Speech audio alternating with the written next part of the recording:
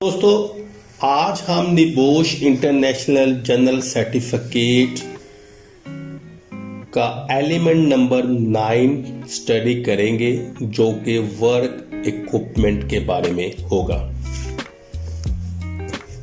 उससे पहले मैं अपना तारुफ करवाना बहुत ज़रूरी समझूंगा। मेरा नाम मोहम्मद तौकीर अख्तर है, ग्रेजुएट मेंबर हूं आयोश का।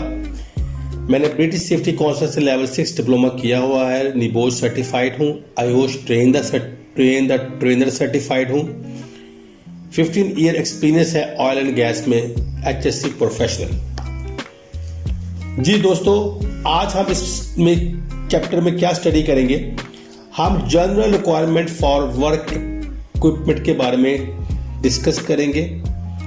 क्या क्या रिक्वायरमेंट्स होती हैं, ठीक है, वर्क इक्विपमेंट में से हैजर्ड्स और कंट्रोल्स जो है हैंड हेल्ड टूल्स के बारे में हम लोग डिस्कस करेंगे। क्या इससे हैजर्ड्स होंगे और क्या क्या कंट्रोल्स होंगे। Describe the main mechanical and non mechanical hazards of machinery.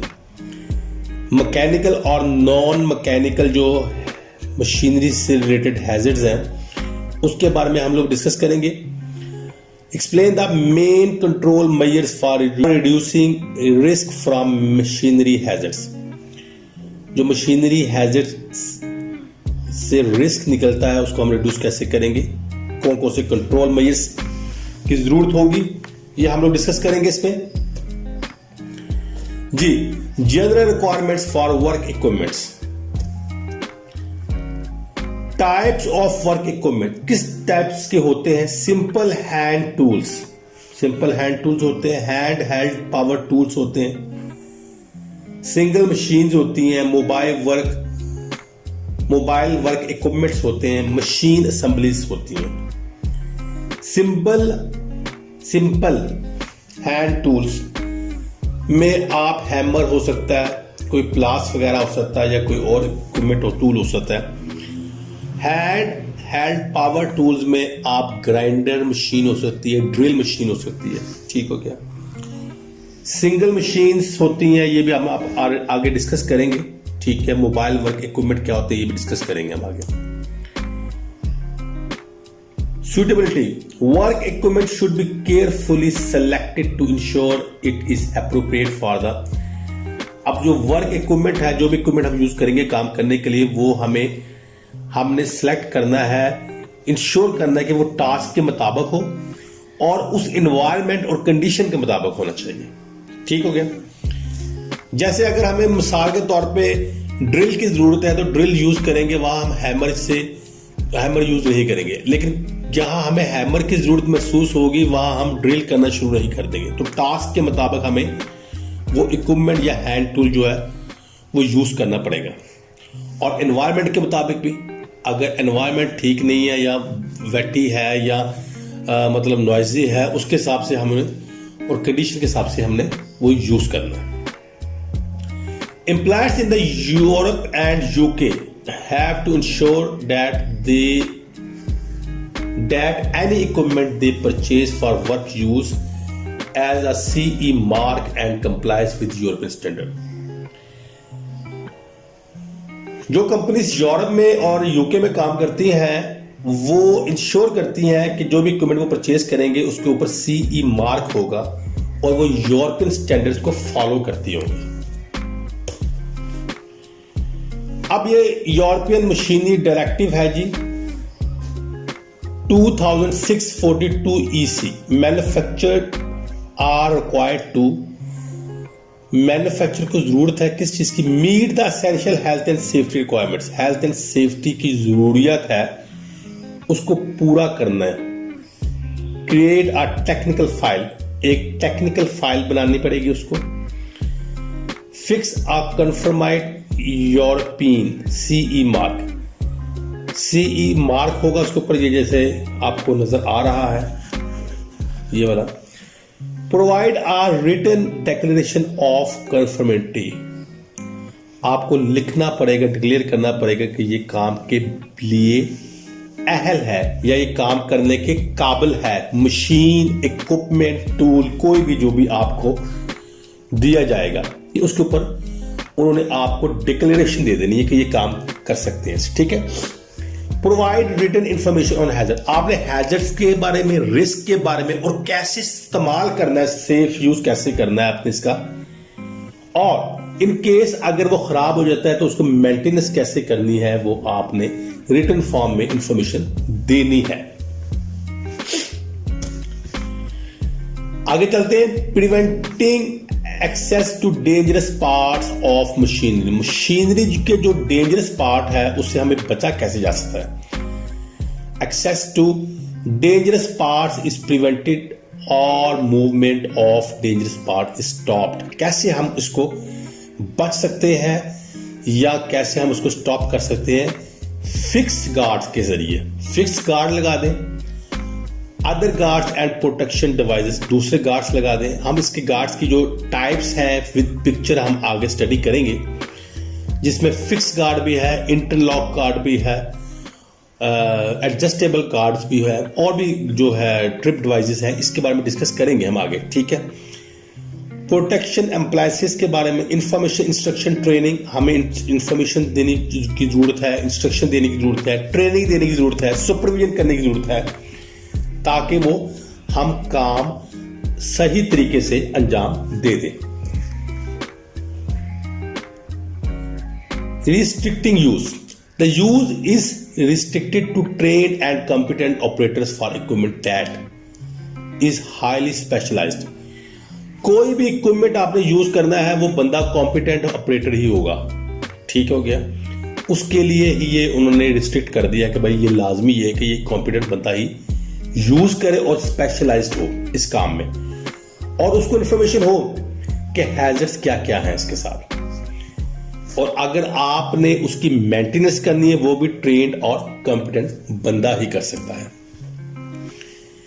जैसे हमने डिस्कस पहले कर लिया इंफॉर्मेशन इंस्ट्रक्शन एंड ट्रेनिंग के बारे में, कि इक्विपमेंट के बारे में ये इंफॉर्मेशन इंस्ट्रक्शन और ट्रेनिंग देनी चाहिए ताकि उसका इक्विपमेंट का रिस्क जो है वो लो हो जाए, ठीक है। हाई रिस्क इक्विपमेंट में क्या करना है कि ट्रेनिंग की लाजमी आपने देनी पड़ेगी ताकि वो इफेक्टिवनेस हो जाए काम करने के लिए, जबकि लो रिस्क में आपने जस्ट इंस्ट्रक्शन दे दे उनको कि इस तरह आप काम कर सकते हैं। किसको? मैनेजर्स को या मेंटेनेंस स्टाफ को।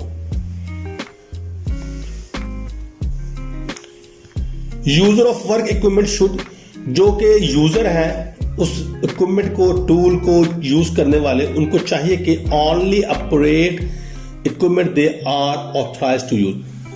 अगर आप ऑथराइज हैं तो आप इसको इस्तेमाल करें, अदरवाइज नहीं करेंगे आप। Operate equipment in according with instruction and training, अगर आप ऑथराइज भी हैं तो आपको ट्रेनिंग और इंस्ट्रक्शन लेने की लाजमी जरूरत है, ठीक हो गया। Only use equipment for its intended purpose, और आपने उस मकसद के लिए वो इक्विपमेंट यूज करना है। ये नहीं कि फजूल में ऑन कर दिया, फजूल में चलाना शुरू कर दिया, ऐसे नहीं होगा। जो आपने जिस पर्पस के लिए इसको इस्तेमाल करना है वही आप उसको चलाएंगे, उसी वजह से चलाएंगे। Carry out safety checks before using equipment, आपने पहले उसकी इंस्पेक्शन कर लेनी है, आपने सेफ्टी चेक्स देख लेने हैं, फिर आपने उस इक्विपमेंट को यूज करना है। Not use equipment if it is unsafe, अगर उसकी हालत अच्छी नहीं है, वो अनसेफ है, तो उसको आप यूज मत करें। रिपोर्ट डिफेक्ट्स इमीडिएटली, अगर आपको कोई डिफेक्ट नजर आता है तो प्लीज इसको फौरन रिपोर्ट कर दें। कोई मसला है, कोई गार्ड का मसला है, कोई बेरिंग का मसला है, कोई बेल्ट लूज हो चुकी है, तो उस इक्विपमेंट या उस मशीनरी की आप रिपोर्ट कर दें कि सर इसका मसला बन चुका है और फ्यूचर में हमें तकलीफ बर्दाश्त करनी पड़ सकती है। Not use equipment under the influence of drugs और अल्कोहल, अगर आप ड्रग और अल्कोहल लेते हैं तो आप इसको इस्तेमाल नहीं करेंगे, इक्विपमेंट को यूज नहीं करेंगे। Keep equipment clean and maintain in safe working order, आपने इक्विपमेंट को क्लीन और मेंटेन रखना है ताकि ये सेफ वर्किंग करता जाए, ठीक हो गया। मेंटेनेंस रिक्वायरमेंट्स, अब एक चीज की मेंटेनेंस चाहिए। अब मेंटेनेंस भी दो तरह की होती है, कोरेक्टिव मेंटेनेंस होती है और प्रिवेंटिव मेंटेनेंस होती है। तो maintenance regimes planned preventive maintenance. आपने प्रिवेंटिव मेंटेनेंस करनी है। मिसाल के तौर पे आपने कार का इंजन ऑयल चेंज करना है। अब प्रिवेंटिव मेंटेनेंस होती क्या है? ये रेगुलर मेंटेनेंस होती है जो कि आपने करवानी होती है कुछ ड्यूरेशन के बाद, या अगर कुछ माइलेज आप कर लेते हैं उसके बाद। जैसे कि कार का इंजन ऑयल चेंज करना है, अगर इतने किलोमीटर चल गए तो आपने इसको चेंज करना ही करना है। ठीक हो गया। कंडीशन बेस्ड मेंटेनेंस या कोरेक्टिव मेंटेनेंस भी इसको कहते हैं। उसमें क्या होता है, व्हीकल ब्रेक पैड्स। अगर गाड़ी के ब्रेक पैड्स जो है वो किसी वजह से काम करना छोड़ गए हैं तो आपको वो करना जरूरी होगा। फॉलोइंग रूटीन इंस्पेक्शन, और आपको इंस्पेक्शन की जरूरत है तो कोई मसला मसाइल है तो उसको ठीक करवा दें। ब्रेक डाउन मेंटेनेंस, अचानक कोई मसला बन गया है तो उसको आपने रिपेयर करवाना है। तो 3 तरह की मेंटेनेंस का जिक्र किया, प्लान्ड, कंडीशन और break down maintenance. Group exercise है आप लोगों के लिए। Maintenance is often seen as a high risk activities. कहा जाता है कि मेंटेनेंस जो है वो अक्सर हाई रिस्क एक्टिविटी है, इसमें रिस्क बहुत ज्यादा है। What is it about maintenance work that increase the risk? आपके ख्याल में क्या चीज ऐसी हो सकती है जो कि इसका रिस्क जो है वो इंक्रीज करती है? ड्यूरेशन मेंटेनेंस, ये आपने बताना है। मेरा नंबर भी आपके पास है और मेरा ईमेल एड्रेस भी है, आप कॉल भी कर सकते हैं, मैसेज भी कर सकते हैं any time.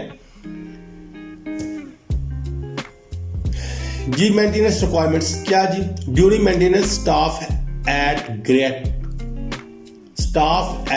Greater risk because maintenance के दौरान जो स्टाफ है वो हाई रिस्क पे क्यों होता है? गार्ड्स एंड इंक्लूजर्स रिमूव्ड, जो गार्ड्स होते हैं वो रिमूव करने पड़ते हैं उसको ठीक करने के लिए, जाहिर है। सेफ्टी डिवाइसेस रिमूव करनी पड़ती है, डिसेबल करनी पड़ती है। इक्विपमेंट को कंप्लीटली डिसमेंटल करना पड़ता है या पार्शियल डिसमेंटल करना पड़ता है। पावर सोर्सेस एक्सपोज करने पड़ते हैं, बाद में चलाना पड़ता है, फिर आपको उसको साथ चलते हुए चीज को ठीक करना पड़ता है। स्टोर पावर रिलीज, अचानक आप जो कुछ कोई जगह पे पावर जो होती है वो स्टोर होती है, पता नहीं लगता, एकदम जब आपने उसको मशीन को चलाया तो वो रिलीज हो जाती है। इसलिए भी एक्सेस जो है वो ठीक नहीं होती, ऑकवर्ड होती है। आपको हैवी पार्ट्स उठाना पड़ जाते हैं, मैनुअल हैंडलिंग करनी पड़ती है उसकी, और एडिशनल हैजर्ड्स भी हो सकते हैं, पावर टूल्स वगैरह। ठीक है। Pressure to get the equipment running quickly, और आपको उस इक्विपमेंट को ठीक करने के लिए प्रेशर भी हो सकता है कि इसको जल्दी जल्दी ठीक करें। अब प्रिकॉशंस क्या क्या इस्तेमाल कर सकते हैं, कंट्रोल में क्या क्या कर सकते हैं आप जो कि यूज कर सकते हैं? आपका स्टाफ जो है कॉम्पिटेंट होना चाहिए। ये नहीं है कि थोड़ी बहुत किसी को नो हाउ है तो उसको काम पे लगा दी, ऐसे नहीं होगा। कॉम्पिटेंट स्टाफ होगा। पावर सोर्सेज जो है उसको कोशिश करके आइसोलेट कर दें, लॉक्ड ऑफ कर दें, बंद करके उसको लॉक्ड कर दें। ठीक है। स्टोर पावर रिलीज और सिक्योर और कवर लाइव पार्ट्स को कवर कर दें इंसुलेटेड मटेरियल के साथ, या पीपीई यूज करें। अक्सर आपने ग्लव्स देखे होंगे, इलेक्ट्रिकल वालों के पास उनके ग्लव्स यूज करते हैं। ठीक है। If dangerous moving part are accessed, अगर वो डेंजरस पार्ट्स है तो आप कोशिश करें कि उसकी स्पीड स्लो कर दें, या उसको मेंटेनेंस गार्ड्स उसके साथ फिट कर दें, और प्रिकॉशन लगाएं सेफ एक्सेस के साथ, या मैनुअल हैंडलिंग जो है एड्स हैं उसको इस्तेमाल करें। अब कंट्रोल जो है वो क्या होने चाहिए जी? वेल डिजाइन होने चाहिए, आसानी से इस्तेमाल हो जाए, नजर आने चाहिए, इजीली लोकेटेड हो, पता लगने चाहिए, आइडेंटिफाइबल हो, नजर आ रहे हो, अच्छी कंडीशन में हो, वर्किंग कंडीशन में होने चाहिए। ठीक है। और स्टैंडर्ड के मुताबिक होने चाहिए। जैसे कि इमरजेंसी स्टॉप, ये बटन है आपके सामने, equipment should be stable, stable होना चाहिए इक्विपमेंट को, उसके कंट्रोल है वो मार्क्ड होने चाहिए, पता होना चाहिए कहाँ कंट्रोल लगाए हुए हैं, वार्निंग साइंस उसके ऊपर लगे होने चाहिए, लाइटिंग जो है वो प्रॉपर होनी चाहिए, सूटेबल होनी चाहिए और इन्वायरमेंट के मुताबिक होनी चाहिए, और स्पेस भी उसकी काफी होनी चाहिए। 9.2 है hand tools and portable tool and portable power tools. Hazards क्या होते हैं जी? हैंड टूल के साथ हैमर है, चिजल है, स्क्रू ड्राइवर है और एक्स, कुल्हाड़ी है, हैमर आपके सामने, और चिजल का भी पता होगा आपको, स्क्रू ड्राइवर का भी। अब अगर डिस्कस करें what accidents can occur with hand tools and how the tools become damage. वो कह रहा है हैंड टूल के साथ कौन कौन से एक्सीडेंट हो सकते हैं, और ये बताएं कि आप इक्विपमेंट कैसे डैमेज हो जाएगा, आपका इक्विपमेंट या टूल कैसे डैमेज हो जाएगा आपका। हैजर्ड्स क्या कहें जी? टूल में शटर्ड, टूल में शटर, टूल जो है वो आपका शटर हो सकता है, हैंडल जो है वो लूज हो सकता है उसका, आपका जो टूल है ब्लंट हो सकता है अगर आपने ज्यादा उसके फोर्स दे दी, आपकी गलती की वजह से आपके अंगूठे पे लग सकता है हैमर, या आप मिस यूज कर सकते हैं, वहां आपको ड्रिल मशीन यूज करने की जरूरत है और आप हैमर यूज कर रहे हैं। कंट्रोल ये है इसका जी कि आपको सूटेबल टास्क के लिए और एनवायरनमेंट के मुताबिक काम करना पड़ेगा। इंफॉर्मेशन, इंस्ट्रक्शन या ट्रेनिंग होनी चाहिए, पहले इंस्पेक्शन कर लें इसकी। अगर स्टैंडर्ड का नहीं है, सब स्टैंडर्ड है टूल है, तो उसको आप रिपेयर करवा लें या उसको डिस्कार्डेड कर दें, खत्म कर दें, मेंटेनेंस कर लें इस टूल्स की और इसकी सुपरविजन कर लें। Hazards and controls for portable power tools, higher risk. क्यों रिस्क है जी ज्यादा पोर्टेबल पावर टूल्स में? वो कहते हैं फोर्सेस आर ग्रेटर, इसमें फोर्स इस्तेमाल होती है और ज्यादा होती है, ठीक है। Meaning potential for very severe injury, और इससे ज्यादा इंजरी का खतरा है। Additional hazards present such as, कौन कौन से जी? इलेक्ट्रिसिटी हो सकती है इसमें, इलेक्ट्रिक शॉक लग सकता है, पेट्रोल वगैरह इस्तेमाल होता है, नॉइस, वाइब्रेशन है, डस्ट है इसके अंदर, इजेक्टेड मटेरियल है, कोई मटेरियल आपकी आंख में जा सकता है, कोई आपके जिस्म के अंदर जा सकता है, ट्रिप हैजर्ड, आप ट्रिप हो सकते हैं, ठीक हो गया। कंट्रोल क्या क्या हो सकता है जी? केयरफुल सिलेक्शन, आपने उसकी सिलेक्शन केयरफुल तरीके से करनी है, टास्क की और एनवायरनमेंट के मुताबिक, ठीक है। इंस्ट्रक्शन देनी है आपको, कौन कौन सी इंस्ट्रक्शन देनी है अपने मैन्युफैक्चर, जो ऑलरेडी उस इक्विपमेंट के अंदर एक बुकलेट होती है, उसमें मैन्युफैक्चर लिखता है कि यार इस तरह आपने सेफ्टी से यूज करना है, उसके मुताबिक करना है और आप अपने रूल्स के मुताबिक इसको करना है। ट्रेनिंग दें उसकी, सुपरविजन करें, इंस्पेक्शन रूटीनली करें, डेली कर लें, ठीक है, जब यूज करना तब कर लें, रिपेयर कर लें अगर वो ठीक नहीं है, और उसकी मेंटेनेंस करवाएं कॉम्पिटेंट स्टाफ से।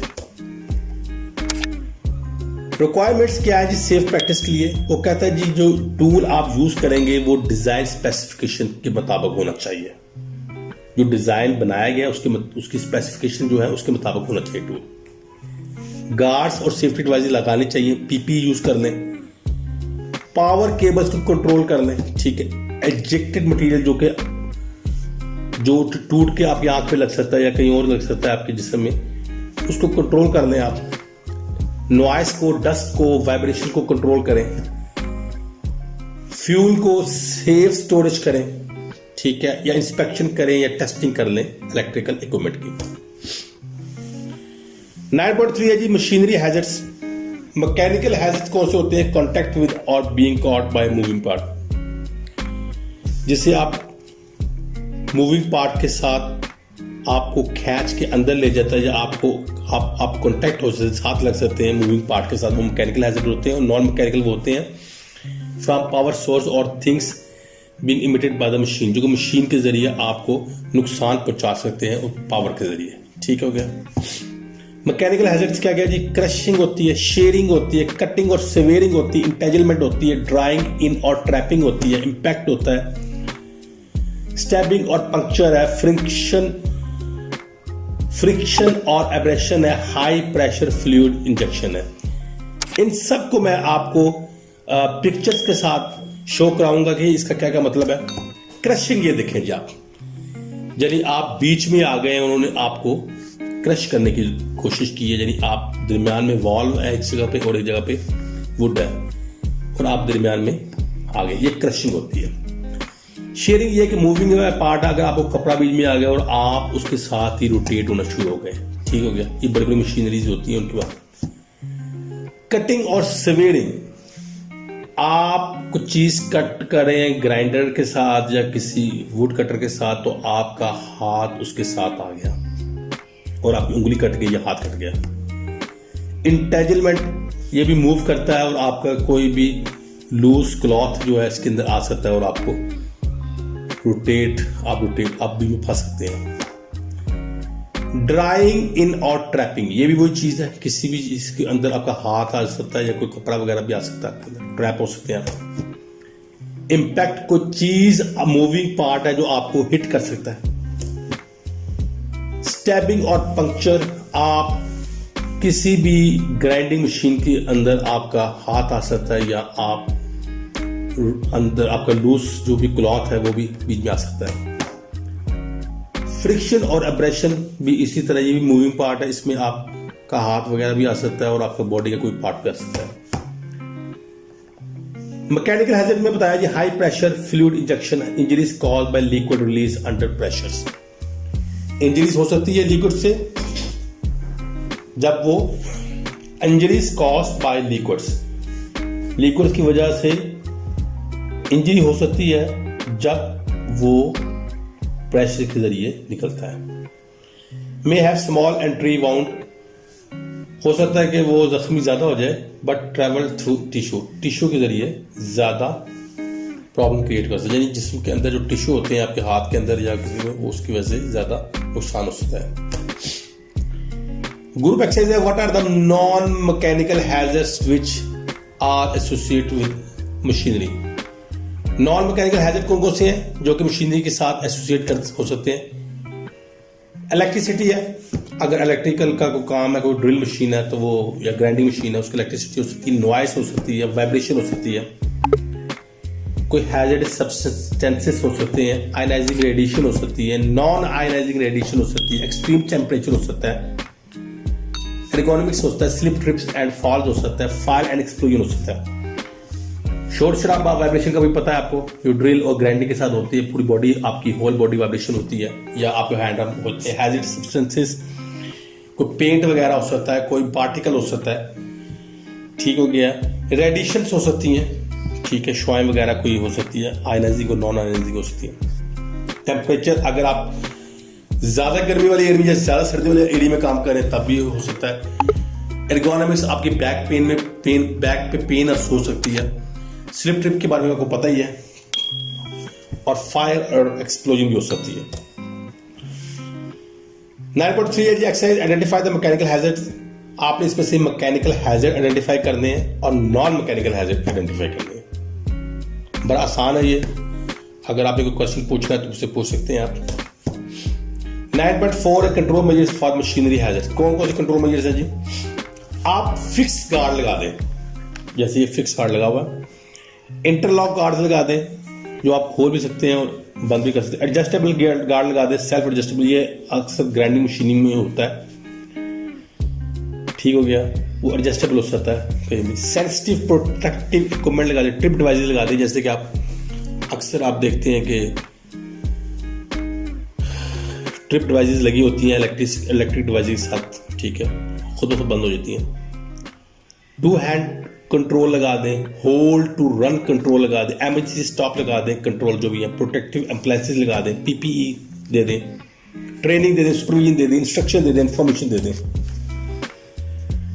किस किस्म के लिए गार्ड्स होते हैं? फिक्स गार्ड होता है, इंटरलॉक गार्ड होता है और एडजस्टेबल गार्ड होता है, ट्रिप गार्ड होता है। ये हमने पहले डिस्कस किया था, इसको मजीद हम एक्सप्लेन करेंगे। फिक्स गार्ड में क्या होता है, completely prevent access to dangerous part of machine, ये बंद हो जाता है मुकम्मल तौर पे, ये ओपन नहीं हो सकता और उस तरफ हाथ भी नहीं जा सकता, फिक्स होता है बिल्कुल, ठीक है। इसको रिमूव करने के लिए आपको टूल की जरूरत है। Apart from mechanical hazard, what hazard can fix guard provide protection against? कौन कौन से जी हैजर्ड हो सकते हैं इसके साथ, ठीक है, जो आपको दिखाया गया है इस पिक्चर में। Apart from the mechanical hazard, what hazard can fix guard provide protection against? किसके? इलेक्ट्रिसिटी के बारे में बता रहा है जी, रेडिएशन से मुतल्लक, hot services, noise, ejection of sweat और डस्ट से। इंटरलॉक गार्ड्स जो है उसके बारे में बता रहा है जी कि ये क्या चीज है, गार्ड ओपन हो जाता है, लॉक हो जाता है, ये गार्ड है, इसकी ये खुसूसियत, ओपन भी हो जाता है और लॉक हो जाता है। The guard is lock shut until the machine has return to a safe condition. Guard तब तक लॉक रहता है तब तक जब तक वो सेफ कंडीशन में नहीं आ जाता, ठीक हो गया। और इसकी लिमिटेशन क्या होती है, कमियां क्या क्या होती हैं? हो सकता है वो सिस्टम को बाईपास कर दे, person may gain access by closing the guard around them, हो सकता है कि बंदा उसके पास चला जाए गार्ड के, ठीक है। और needs rule to be enforce, और रूल्स की जरूरत होगी उसको फोर्स करने के लिए। एडजस्टेबल और सेल्फ एडजस्टेबल गार्ड्स कौन से होते हैं? ये ग्राइंडिंग मशीन के साथ है, ये आप मैनुअल भी कर सकते हैं और ऑटोमेटिकली ये एडजस्टेबल हो सकते हैं। जहां काम हो रहा था दूसरी जगह पे वो गार्ड लग जाता है ताकि आपके बॉडीज को टच ना करे या आप उसके साथ टच ना हो। ट्रिप डिवाइसेस कौन सी होती है? नॉट अ फिजिकल बैरियर नहीं होता इसके अंदर, ठीक है। सेंसर बताता है अगर आपको हाथ आने लगता है, कुछ चीज आने लगती है, ऑटोमेटिकली बंद हो जाती है। प्रेशर मैट्स होती है इसमें, ट्रिप मार्स होती हैं, फोटो इलेक्ट्रिक डिवाइसेस होती हैं। टू हैंड टूल्स, ये आपने देख लिया। इसमें क्या होता है जी, control should be more than a hand span apart. Control जो होते हैं वो एक हैंड से ज्यादा होते हैं। Must activate at the same time, activate होना चाहिए दोनों को। Releasing controls must stop the machine immediately, अगर कोई मसला होता है तो फौरन मशीन स्टॉप हो जाती है। इमरजेंसी स्टॉप कंट्रोल्स, इसके बारे में पहले मैंने डिस्कस कर लिया कि फौरन अगर कोई मसला होता है तो आप इमरजेंसी स्टॉप कर दें उसको। जैसे कि ऑलरेडी हम लोग ब्रेकर नीचे कर देते हैं, ऊपर कर देते हैं, या कोई मशीन को पीछे से बंद कर देते हैं, ठीक है, उसको दोबारा चलाने के लिए रिस्टार्ट करना पड़ता है, ठीक हो गया। प्रोटेक्टिव इम्प्लायंसेस कौन सी है? पुश स्टिक्स है इसके अंदर, जिग्स है, क्लैंप्स है, ठीक है। Specific machinery example hazards and controls measures क्या क्या है जी? मैन्युफैक्चरिंग बेंच टॉप ग्राइंडर, इसके बारे में हम पहले डिस्कस कर लिए। पेडेस्ट्रियल ड्रिल है, रिटेल मशीन में कंपैक्टर है, एग्रीकल्चर में सिलेंडर मूवर है, स्ट्रीमर है, चेनसा है, कंस्ट्रक्शन मशीनरी में सीमेंट है, मिक्सचर, बेंच माउंटेड सर्कुलर सा है। ये group says choose one of the specific machine and outline the hazards, mechanical, non mechanical और कंट्रोल मेजर्स के बारे में बताने हैं। अब स्पेसिफिक मशीनरी एग्जांपल बता रहा है जी, हैजर्ड्स एंड कंट्रोल मेजर्स क्या क्या है। बेंच टॉप ग्राइंडर, इसके बारे में बताएं जी क्या क्या हैजर्ड्स हो सकते हैं, क्या कंट्रोल होते हैं। पेडेस्ट्रियल ड्रिल के बारे में, सिलेंडर मूवर के बारे में क्या होते हैं, स्ट्रीमर और ब्रुश में, चेन सा, कंपैक्टर में, सीमेंट मिक्सर में और बेंच माउंटेड सर्कुलर सा में। ये आपके सामने उनकी पिक्चर्स हैं, ठीक है। बेंच टॉप ग्राइंडर ऐसे होता है, पेडेस्ट्रियल ड्रिल ये होती है, चेन सा ये होता है, कंपैक्टर ये होता है। Requirement for guards and safety device meet relevant standard के मुताबिक होता है, स्ट्रांग होता है एंड रिबोस्ट होता है, कंपैटिबल होता है जी मशीनरी ऑपरेशन के साथ, इजीली ये खत्म नहीं होता, नजर आता है आपको, वेंटिलेशन को अलाउ करता है, ठीक है, मेंटेन हो, इजीली मेंटेन कर सकते हैं आप इसको। End of module 9.4 exercise identify the types of guard and, इसमें बताया जी कौन कौन से गार्ड्स लगे हुए हैं, ठीक है, और कौन कौन से प्रोटेक्टिव डिवाइसेस लगी हुई हैं। इस एलिमेंट में हमने क्या स्टडी किया जी?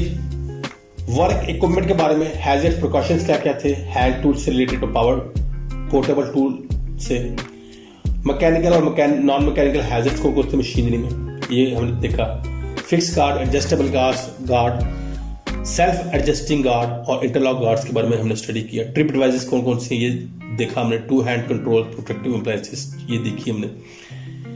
गार्ड्स और सेफ्टी डिवाइसेस की रिक्वायरमेंट्स क्या क्या हैं, हैजर्ड्स क्या क्या हैं, ग्राइंडर के साथ, ड्रिल्स के साथ, mower, trimmer, chain saw, compactor, cement mixer के साथ, ठीक है।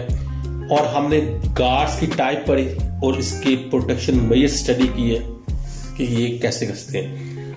आई होप कि ये आपको चैप्टर समझ आ गया होगा। छोटा चैप्टर था, इतना बड़ा चैप्टर नहीं था। हमने कोशिश की जल्दी खत्म करने की। आप हमें ईमेल कर सकते हैं, कोई मसला है आपको, कोई आपने क्वेश्चन पूछना है। वेबसाइट है ये हमारी, आप मुझे मैसेज कर सकते हैं व्हाट्सएप पे, ठीक है। ये मेरा कॉन्टैक्ट नंबर है। मेरा चैनल सब्सक्राइब कीजिएगा। बहुत बहुत शुक्रिया आपका। Thank you very much for your love. आप लोगों की कॉल्स मुझे आती रहती हैं, मैसेज मुझे आते रहते हैं और मैं कोशिश करता हूँ उनको सॉल्व करने की। Thank you very much. Thank you, बहुत बहुत शुक्रिया। अल्लाह हाफिज़।